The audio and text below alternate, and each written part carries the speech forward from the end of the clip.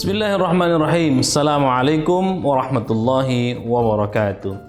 Sahabat salam yang dimuliakan Allah dimanapun Anda berada.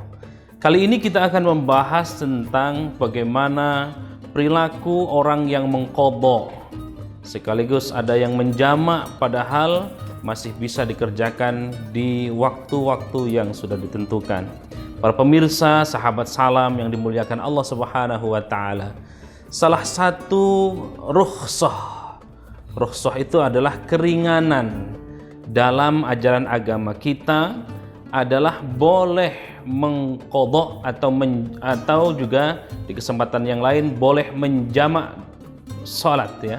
Akan tetapi bagaimana cara menjamak salat, bagaimana mengqadha salat, tentu ketentuan agama menjelaskan innas salata kanat 'alal mu'minina kitaban mawquta.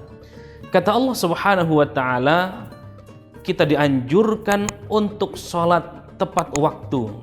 Bahkan baginda Rasulullah sallallahu alaihi wasallam menyebutkan kepada kita bahwa orang-orang yang salat di awal waktu apalagi berjamaah, salatul jamaati kata Rasul afdalu min salatil faddi bi 27 darajat. Orang yang menjalankan sholat berjamaah maka dia berpahala 27 derajat dibanding sholat sendirian. Tetapi ada satu hukum di dalam fikih itu dikenal dengan rukhsah. Rukhsah itu adalah kebolehan atau rukhsah itu adalah satu hukum di mana hukum itu mempermudah. Tetapi para pemirsa sahabat salam yang dimuliakan Allah Subhanahu wa taala, ada syarat-syarat tertentu bagi orang yang menjamak. Syaratnya kalau kita baca fikih Syafi'i kurang lebih 80 sampai 90 km dalam perjalanan itu maka kita boleh menjamak salatnya.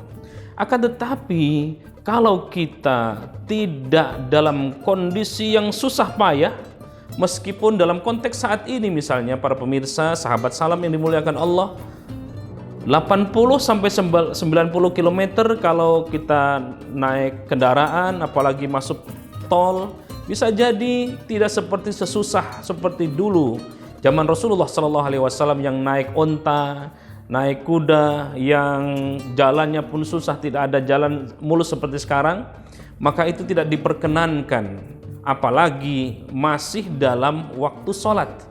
Kita dianjurkan sholat sesuai dengan ketentuan syariat, tidak perlu diqadha, tidak perlu dijamak. Tetapi kalau dalam kondisi-kondisi tertentu disilahkan untuk mengqadha, silahkan untuk menjamak.